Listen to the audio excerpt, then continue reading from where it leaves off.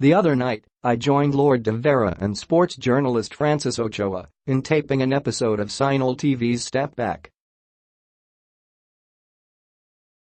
During the show, we talked about the so-called South Korean curse that has haunted Philippine basketball for years and showed footage of a 1982 PBA Invitational Conference game between Toyota and the visiting South Korean national team.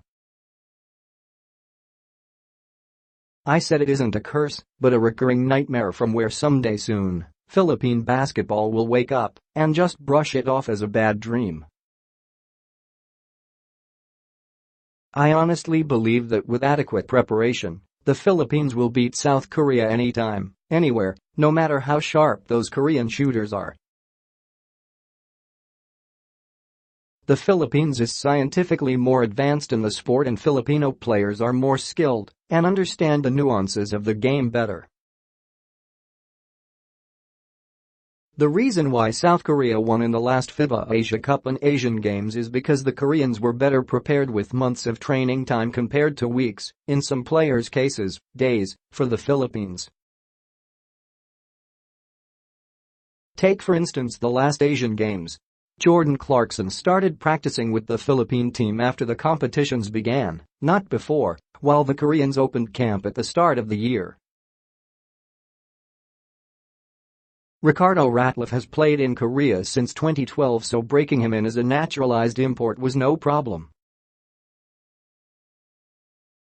Despite the disparity in preparation time, the Philippines was ahead by one entering the fourth period, and if the Koreans didn't control the offensive boards for multiple opportunities down the stretch, the outcome could have been different.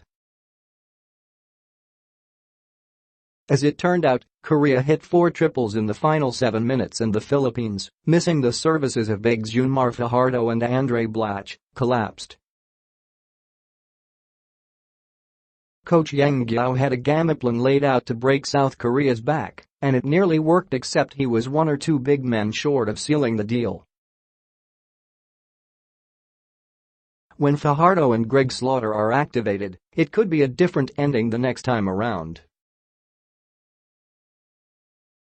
South Korea plays a mechanical, if not automatic, style with outside shooters ready to fire. The Philippines is more freewheeling. The Koreans are more team-oriented with a militaristic discipline. The Philippines likes to improvise, go one-on-one and play with flair. Only once has South Korea brought in a foreign coaching consultant, Jeff Gossipel of Virginia Military, for the 1968 Olympics, while the Philippines has experimented with foreigners like Rajko Toroman and Tab Baldwin. The Koreans have enlisted Korean Americans Eric Sandrin and the Stevenson brothers Moon Tae-jong and Moon Tae-young, but Ratliff is their first naturalized import. The South Korea-Philippines feud started at the FIBA Asia Cup, then known as the Asian Basketball Confederation (ABC) Championships, in Seoul in 1967. The Philippines, coached by Caloy Lazaga, upset the hometown squad, 83-80 as ace guard Ed Ocampo held the hot-shooting Shin Dong-pa to 12 points. From then on, it seemed like the Koreans were hell-bent to go all out to beat the Philippines whenever they meet. It was, after all, a humiliation for South Korea to lose at home. At the next ABC tournament in 1969, the Koreans got their revenge and beat the Philippines, 95-86, with Shin exploding for 48 points. The Philippines got back at South Korea by winning the 1973 edition in Manila. Then came a succession of Korean victories, including the one-point cliffhanger in the 1986 Asian Games semi-finals, another one-point heartbreaker in the 2002 Asian Games semi-finals, and a third one-point thriller at the 2014 Asian Games.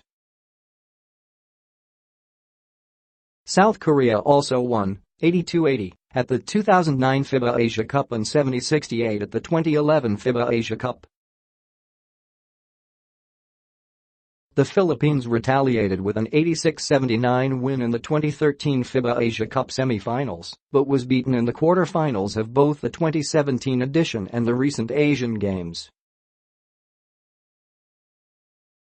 The 2017 result was a 32-point annihilation. Through the years, South Korea has produced a slew of outstanding gunners, including Shin Lee Chong-hee, who averaged 22.8 points and torched Yugoslavia with 38 at the 1988 Olympics, Her Jae, who shot 54 points against Egypt at the 1990 FIBA World Cup, Kim Min-gu, who hit 27 points against the Philippines at the 2013 FIBA Asia Cup, Cho Sung-min, Lee Sang-min, who hit the killer triple at the 2002 Asian Games semi-finals, Oh Sek-yoon, Lee Seung-hyeon, Kim Sun-hyang and Jeon Jun-beom. South Korea also took 7-3 Hwa Seung-jin to the NBA with the Portland Trail Blazers. For sure, you'll find the discussion and the footage of the Toyota South Korea PBA game interesting. Check your Cignal TV listings on when the Step Back episode will air over the PBA Rush channel.